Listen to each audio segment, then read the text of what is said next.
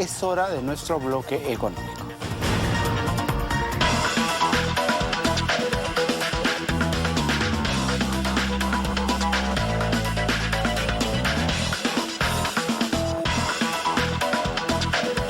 Vamos a hablar en el bloque económico de basura.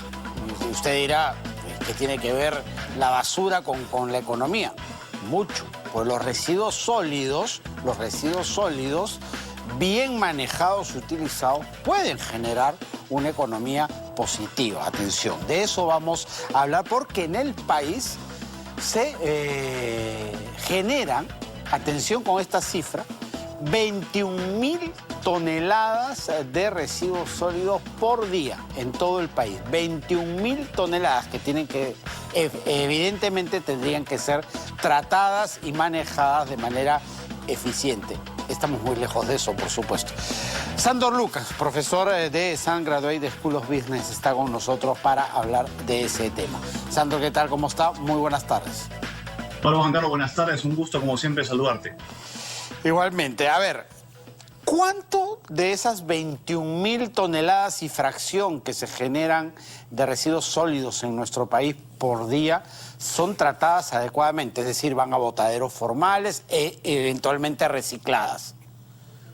Correcto. A ver, el balance es bastante detallado. Tenemos la composición de los residuos en general en el Perú al 2020, según la UEFA. Es 56% más o menos orgánicos, 20% inorgánicos, no aprovechables, es decir, residuos o basuras terminales, sin ningún tipo de extracción posible de valor, más o menos 14%, y peligrosos entre tóxicos, 9%, 10%.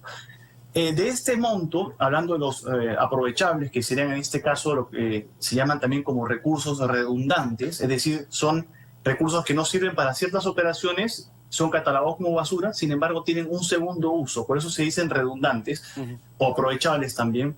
De estos recursos, que son más o menos el 70 a 73% a nivel nacional, solamente alrededor del 1% se utiliza, se aprovecha, ya sea a través de alimentación para animales, ya sea a través de reciclaje de plástico, etcétera, pero es muy poca la cantidad que se aprovecha y es un tema crítico porque ese recurso aprovechable o recurso redundante no hace más que contribuir a ser basura, ¿no? Es un aspecto bastante crítico. Claro. ¿Y cuánto se va a botaderos formales, por ejemplo? Porque vemos que la basura que no se lleva formalmente a un botadero termina generalmente en riberas de ríos, en el mar, contaminando tierras, etcétera, etcétera. Es una pregunta clave aquí, ¿no? Más o menos en el Perú hay cerca de 1.700, más de 1.700 áreas degradadas con residuos sólidos municipales y existe una cierta cantidad de botaderos. De hecho, el botadero más grande que existe en el Perú está en la región Lambayeque, ¿no? En la ciudad de Chiclayo. Existe pues un botadero que es más o menos del tamaño aproximado del distrito del Lince. Es un botadero enorme, son básicamente 307 hectáreas. Punto uno. Punto dos, en el caso de Lima tenemos 4 botaderos que son principales, Vizcacha, Municipal, tenemos el Montón y Nueva Jerusalén. Entre todos estos suma más o menos una extensión de unas 8 hectáreas, 7 hectáreas. El tema es que 49% de todos los recursos aprovechables se desperdigan en estos botaderos. Y existe, pues, no existe una gestión sistémica articulada de la basura. Ahora, aquí hago un paréntesis. Quiero reconocer, en todo caso, el trabajo que está veniendo haciendo el Ministerio del Medio Ambiente, a través de la ministra Ruiz, porque está haciendo un cambio de mindset en la forma como se gestionan desde la articulación, desde la gestión propia del recurso, segregación, hasta el esfuerzo de posicionarlo o adecuarlo a una industria en la cual este recurso redundante o aprovechable pueda ser reutilizado. Es decir, hay acciones que se están tomando, es un tema muy complejo, pero en general es un problema sistémico, es un problema logístico, es un problema también que involucra, y con esto cierro la idea, a los productores y a las empresas de consumo masivo, ¿no? El tema de los envases plásticos, botellas, empaques, etcétera. Hay que arrancar desde el diseño, el procesamiento y segregación para justamente alcanzar lo que se conoce como economía circular. Claro, y eso hay que decirlo también, empieza mal desde el inicio, ¿no? Que son los hogares. Nosotros no segregamos nuestros residuos, no segregamos nuestra basura entre sólidos, entre orgánicos, etcétera, cosa que en otros países es casi ya una costumbre establecida, ¿no? Es correcto. Ahora, ahí quisiera hacer un poco de hincapié. Aparte de la cultura cívica de formación en casa, existe también un poco lo que se conoce como el greenwashing o el lavado verde, ¿no? Tú puedes segregar en casa muy bonito con tachos de todos los colores, Claro. etcétera. Pero ¿qué ocurre? Al final, y eso lo he visto la vez pasada, conversaba en un tema de Lo investigación. sacas de tu casa y todo se mezcla otra vez. Exactamente. Trabajo por gusto. Con un gerente de un hotel en la región Madre de Dios y me decía, le pregunté, ¿ustedes tienen un tema de gestión de residuos? Me dice, sí, tenemos un sistema de gestión de residuos, pero lamentablemente al final nos damos cuenta que todo llega a un vertedero, se junta todo, se mezcla y simplemente se bota. Ajá. Entonces, Claro. por eso ya es un tema sistémico. La educación ambiental es adecuada, pero si esto no viene acompañada de logística y un tema de inversión en infraestructura, vamos a seguir perpetuando un sistema que es pernicioso y que es sobre todo perjudicial desde el punto de vista de salud humana. Uh-huh. Por eso el MINAM finalmente ha terminado declarando en emergencia la gestión de residuos sólidos en el país. Efectivamente, y eso es uno de los mayores aciertos que yo rescato en la gestión de la... ¿Y qué implica esto? Básicamente implica que cuando tú lanzas un estado de emergencia sobre un tema, en este caso el tema de residuos, que es evidente, no tienes... Basta, por ejemplo, para hacer un poco de contexto, tú te vas a la zona, tú entras a Piura, llegas a Paita, y Paita es un botadero constante de bolsas plásticas. Llegas a Trujillo, a las afueras, encuentras desmonte.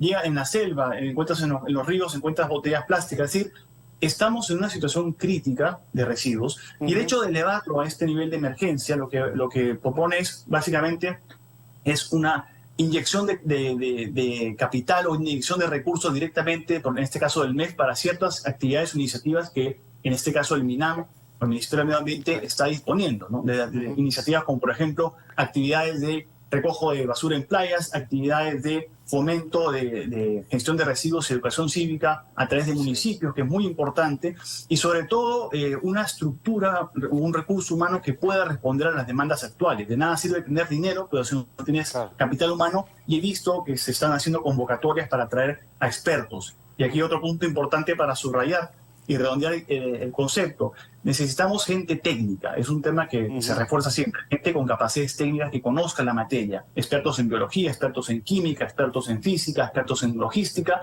y toda esta articulación que nuevamente va en torno al punto de vista sistémico o al pensamiento en sistemas, hace que cada función o cada engranaje funcione y la basura al final termina segregada correctamente y los recursos redundantes o aprovechables terminan siendo extraídos su valor para utilizarlo. Y es un punto crítico que en nuestro país pues genera una cantidad enorme de pérdidas y contaminación ambiental.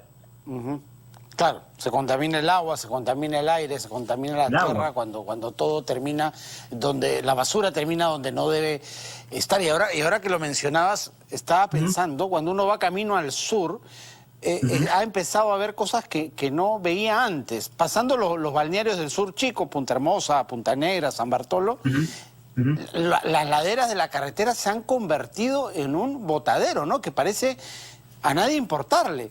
Bolsas, plásticos, envases, etcétera, se han convertido en un basural en los dos extremos de la Panamericana Sur.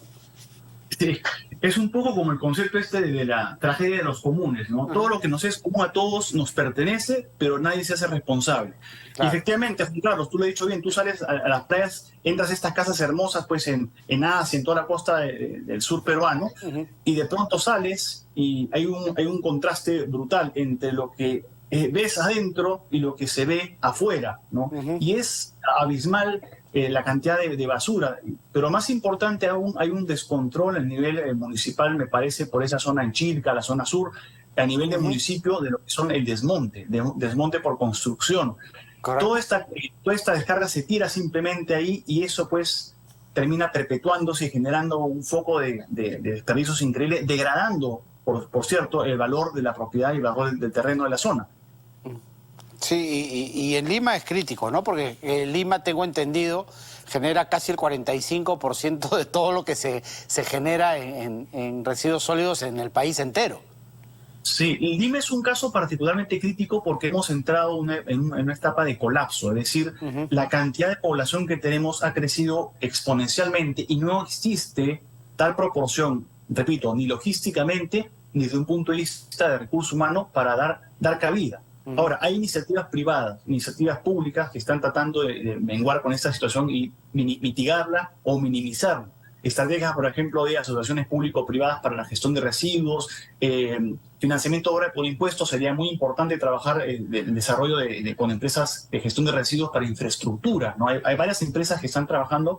El problema, Juan Carlos, es que vemos a la basura, cuyo contenido es más o menos el 75% de recursos aprovechables que terminan siendo basura, contaminando, y que no se utiliza, y esto representa un potencial económico muy fuerte. No lo digo yo, esto está escrito y está sabido en todos los países, en Japón, en Corea del Sur, en Alemania.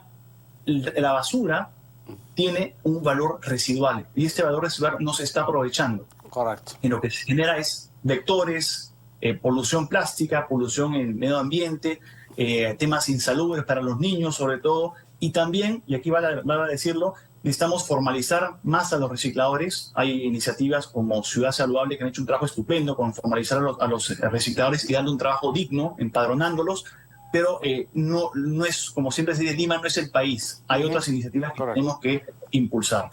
Muchísimas gracias, Sandor, por haber estado con nosotros. No, por favor, un gusto como siempre. Muy buenas tardes. Sandor Lucas, profesor de San Graduate de School of Business, ha estado con nosotros. Cerramos así nuestro bloque económico.